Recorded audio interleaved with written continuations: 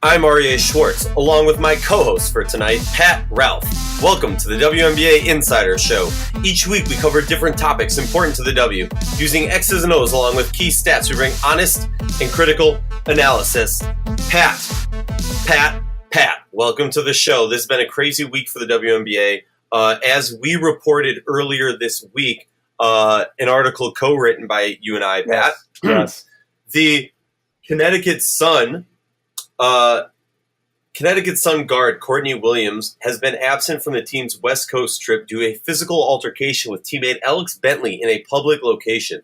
Multiple sources tell the WNBA Insider. The team had reported that Williams was away from the team and did not make the trip due to personal reasons. On Monday afternoon, the Sun traded Alex Bentley to the Atlanta Dream for guard Layshia Clarendon and a 2019 second-round pick.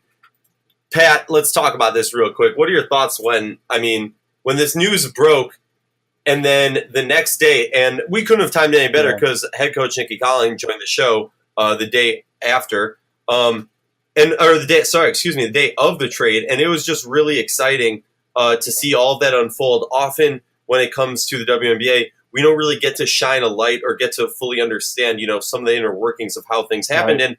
and we very much viewed this as in any professional sports league. This would be important information that needed to get reported. We would see it throughout any other league, and this was something that we needed to do.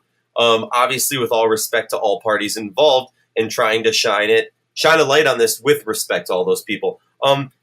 Pat, do you want to talk real quickly? Do we want to jump into the trade?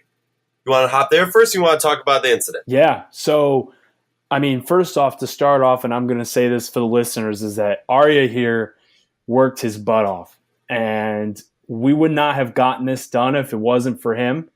And I've told you this already, and just how, we worked incredibly hard, especially that 48 hours we had before we went published and went live with the story. Just incredible hard work and getting and just following those leads and chasing that down. And so, it is. I remember, to kind of start off and take the listeners back a bit, to kind of see so they can understand where we are. I remember last week, Aryeh here was kind of started sniffing around. Was like, something doesn't seem right. She's, not playing. She's out for personal reasons. The team is a little bit unclear as to why. And Aryeh was the first one who got unclear about it. And then one thing led to another. We just, you go along the trail, and it led to this, and just, this is, and then to think the fact that we knew this story was big, and Aryeh, you hit it right on the head. This is a story that if this was in the NBA, for NBA fans out there, if you're listening to this, this is very similar to what happened in Chicago last year with Nikola Mirotic and Bobby Portis, where Portis, and they got in a physical altercation. It's a very similar kind of thing where it was reported heavily. Everyone wanted to know about it. We felt this was our job to do this, and it was a story that needed to be told. This is why this website was started, was because we're not here to just make everyone happy. We're here to be honest and critical and provide quality coverage of the WNBA and give it the coverage it deserves, and growing that coverage. So we knew that story was big, and to see that getting that story out was big for us, and just the reporting and the hard work we put in, and we're just proud of the hard work. But to see then that happen, the trade, we were just like, wow, we had no knowledge or idea that was coming. And so the trade is just like a wow, and it's just it went to show that Connecticut, and you read, and we can talk about this more as we go through this here.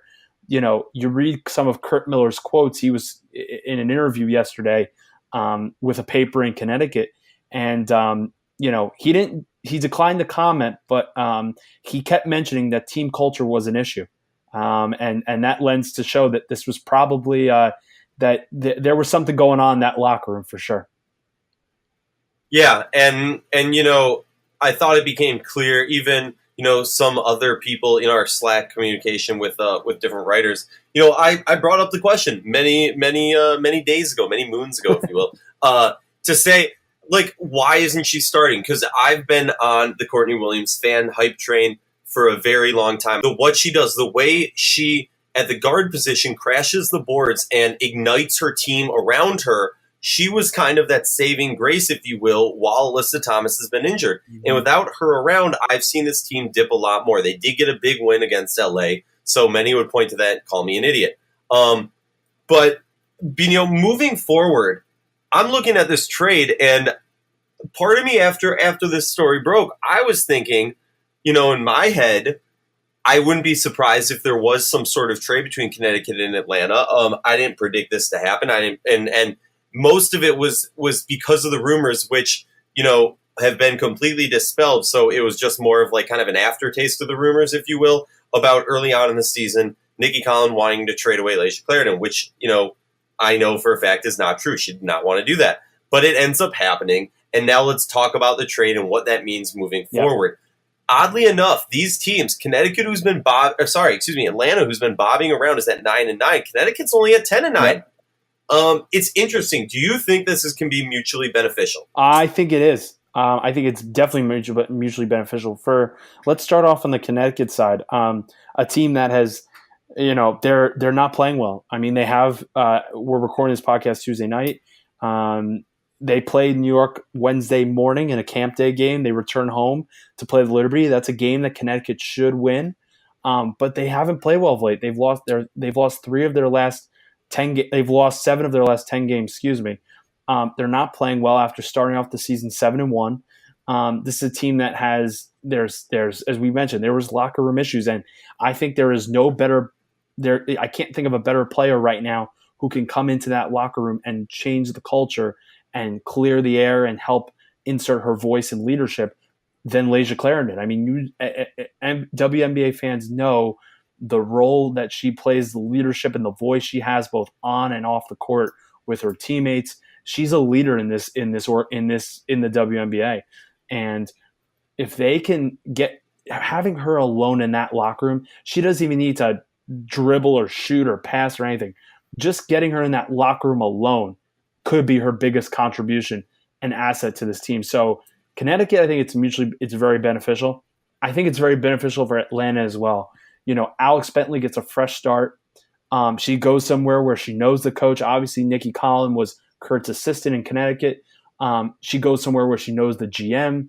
Chris Yanko, who was the GM in Connecticut before Kurt Miller took over as the GM, he originally acquired Alex Bentley from Atlanta to Connecticut, and now he is bringing her back home to Atlanta. So she has a connection there. It's a fresh start, and I think she could fit in really nicely with this team. She's a great perimeter defender. She fits in well with the fact that they're arguably the best defensive team in the league, and it just mixes things up. And I don't think it's very surprising that Layshia Clarendon was traded, given that Nikki had more or less moved her to the bench this year, and she has seen a reduced role compared to their other guards like Tiffany Hayes or Brittany Sykes or Angel McCautry, or of course their newest Renee Montgomery. I would even point more so to something that she brought up, which was that she just never found her pace coming off the bench. And things happen. I know it wasn't an easy move for either party, but looking forward, I think Alex Bentley is going to be good for Atlanta, because the way I looked at it is she's going to be somebody who can be a spark plug for points away from the hoop, which is going to open up lanes for everybody else. Atlanta is a team that, as a whole, I look at them as skilled players who can get to the basket and make points in the basket, or make points in the paint, versus having the ability to create shots away from the basket, something they've seriously lacked. Many people will point to three-point shots. I think it's even more than that. It's just as far as getting points away from the hoop. I think this is going to be great for it. And then head coach Nikki brings up in the interview how she looks at her as also bringing a huge element of defense to an already stellar defensive team, which is interesting to see a team so low on the polls, but yet be so good at defense. Pat, do you think she can help them offensively? I think so too. I mean, that's what they need. I mean, that's their problem right now, is they don't have enough, and they have a lot of good scorers on their team, but they just don't seem to be, they're just not scoring. And that's for me, when I see, that's their biggest issue. So if Bentley could give them some shooting, she's a playmaker. I think she can give them something and be able to provide a little bit of a spark off the bench for them, because that's what they're going to need. And like we mentioned, Atlanta's a team that they're kind of holding on for dear life to that 8 seed. And I think everyone's going to be watching very closely because last year Atlanta at the All-Star break was, I believe, the 7 or the 8 seed. And it looked like they were going to snap their playoff drought and they were going to get back into the playoffs. And they just totally, after the All-Star break, collapsed. It was a total just train wreck, and Michael Cooper was fired. But, I don't expect that to happen this year. This team's a lot better, and they're more consistent. But still, I think that Alex Bentley can help this team out a lot because their goal is to make the playoffs. And if they don't make the playoffs, they're going to be disappointed. And she should be able to help them out a lot. What do you think? No, that's what I'm thinking. She should be able to help them. I think this team is, like I've said, they're lacking someone to really get a few more points away from the hoop.